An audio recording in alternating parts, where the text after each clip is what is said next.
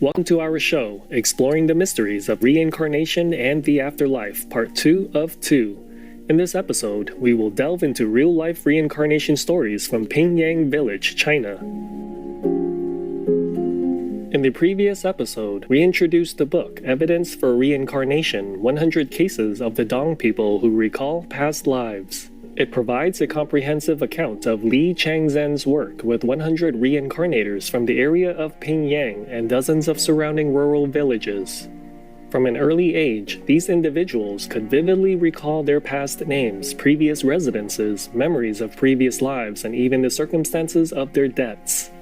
Some were even able to reunite with their past life families, continuing their karmic bonds. Because of this, Pingyang has earned the title Reincarnation Village.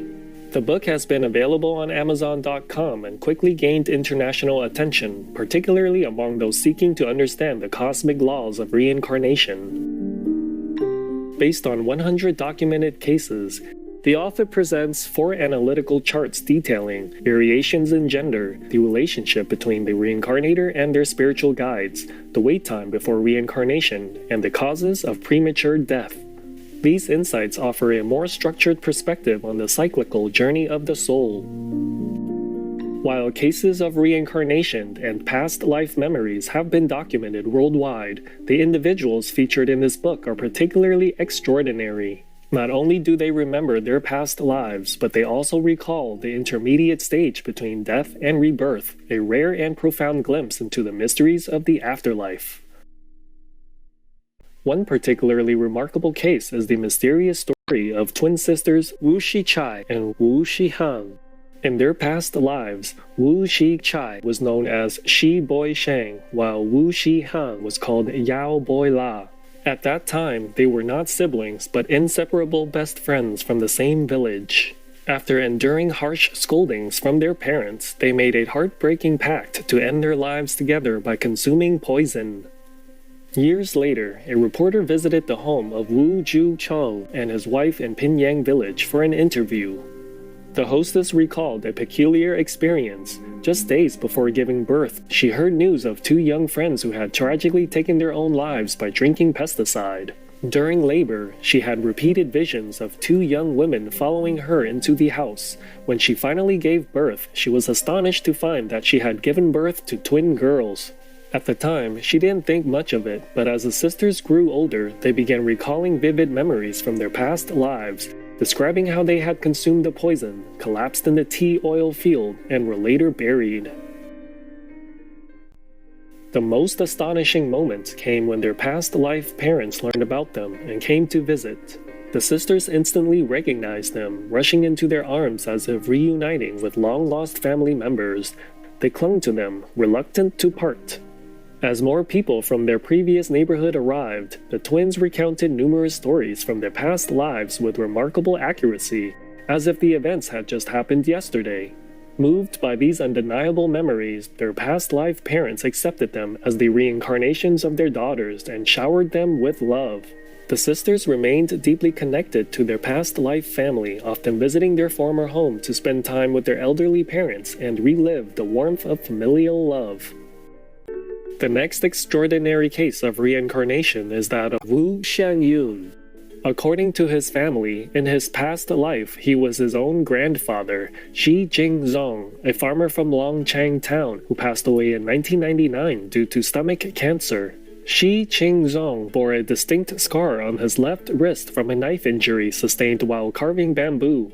Astonishingly, when Shang Yun was born, he had a birthmark in the exact same spot, resembling the scar from his previous life. Even more incredibly, his grandmother, Wei Yuehua, Shi Qingzong's wife in his past life, recognized her grandson as the reincarnation of her late husband. A particularly shocking incident occurred when Shang Yun was just 2 years old.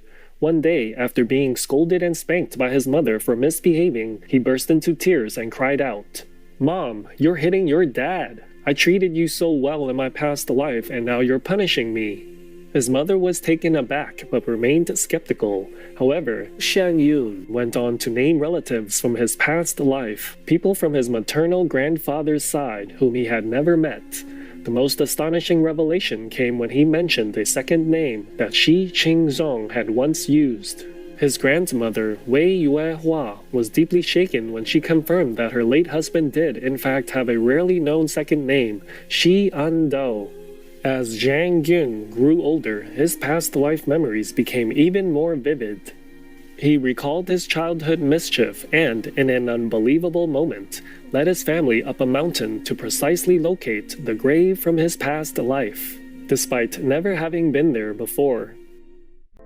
The final reincarnation story in today's program is about a young boy from the Wu family who had vivid past life memories from an early age. What made his case extraordinary was his claim that he had once been a white pig person. By the time he was 2 or 3, his unusual knowledge began to surprise those around him. Whenever he saw farmers gathering pig people feed, he would caution them. That one's too bitter. That one's too spicy. If you pick too much, the pig people won't eat it. The adults laughed, dismissing his words as mere childish nonsense.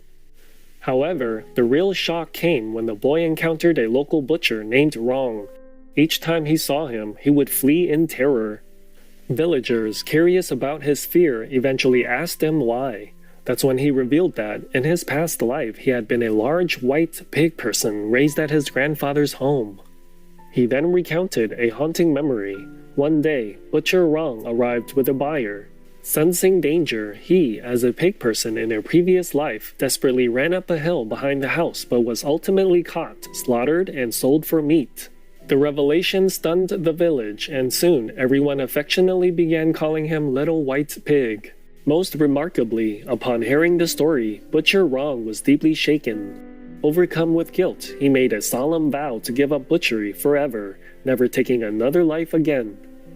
These extraordinary stories serve as profound reminders of the endless cycle of birth and death, where past actions shape future destinies. They reveal how karmic bonds extend beyond lifetimes and how the suffering of sentient beings continues unless one finds a way to transcend it. Supreme Master Ching vegan, compassionately offered insight into how we can be liberated from this cycle and attain true freedom. I would advise again, all the Buddhist followers, if you did not choose any other method in Buddhism to practice to save your soul, then you should recite Amitabha Buddha, all the time. Until even when you sleep, you eat, it's only his name and his scenery. If possible, you can find the sutra, you read it, so you can visualize Amitabha Buddha's land. So that when you die, you will go there and you will immediately recognize that is the land that you wanted to be born in, to be free forever. You may be in a lower level, but then you will never go back to the life and death cycle and you never go to hell. So please do that. Thank you, most beloved Master, for your loving reminder of a simple yet powerful Buddhist practice that can help souls break free from samsara and attain eternal peace.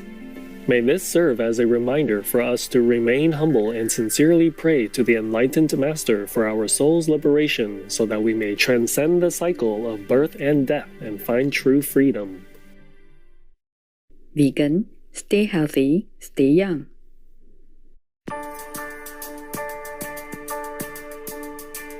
Devoted viewers, thank you for being with us on today's show, exploring the mysteries of reincarnation and the afterlife, part 2 of 2.